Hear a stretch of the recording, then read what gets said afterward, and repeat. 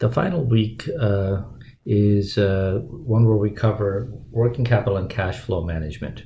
They also talk a bit about doing a cash flow forecast, percentage of sales, but I did that in the previous chapters as well, so I'm not going to repeat that one.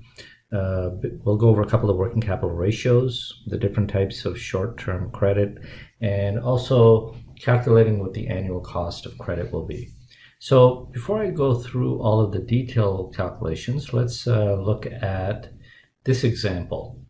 Okay, so it's a good example because it illustrates how important short-term cash is. Most people know that the vast majority of businesses, new businesses, do not survive. Within the first 5 years, they go bankrupt. And the assumption is it's because you don't make enough sales. And that is one of the reasons. The other reason is that they don't manage your cash properly. So a company that is selling well, that is not managing their cash terms, could still end up going bankrupt. So let's look at this case.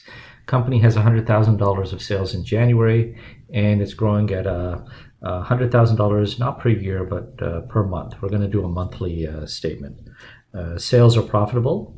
Cost of sales is 70%, so they're making 30% on each dollar.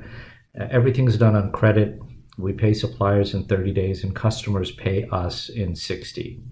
And we start on January 1 with $100,000 in cash and clean balances in receivables and payables. So let's just do a short cash flow statement to illustrate how the credit terms will cause a problem. So it doesn't look like it's going to be much of an issue, but you'll see it will. Okay, so let's ignore taxes, make life easy. So sales are 100, and each month they grow by 100.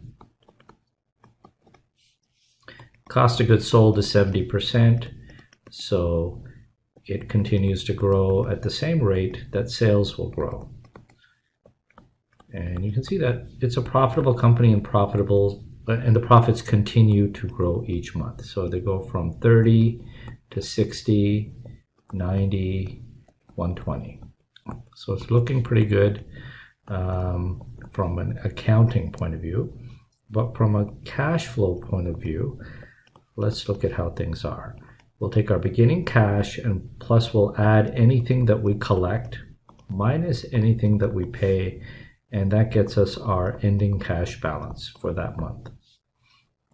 So we started at 100. Now we had good sales in January, but we did not collect them. They were on credit. And we made purchases and we did not pay them. They were also on credit. Okay, so the $100 that we started with is also what we end with at the end of January. So that's our February starting position. Unfortunately, we don't collect anything in February either because the January sales will have 60 days to pay. So it'll be paid the following month.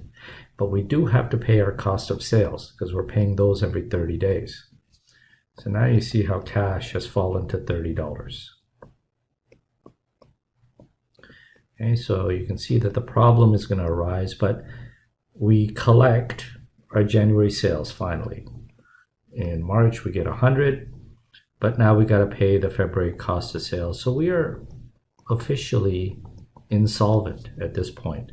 We are $10,000 negative. So the company would wind up.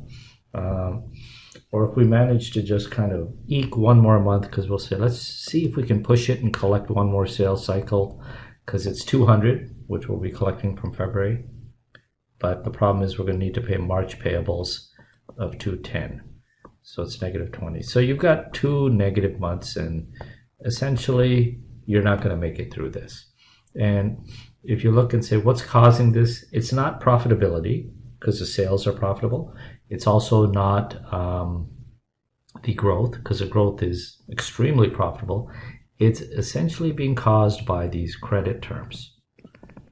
And we're not put in a position where it looks obvious, because you think it's only 30 days. You're paying suppliers 30 days ahead of what you're getting paid, but that's enough to push this company over the edge. And that shows the importance of working capital ratios.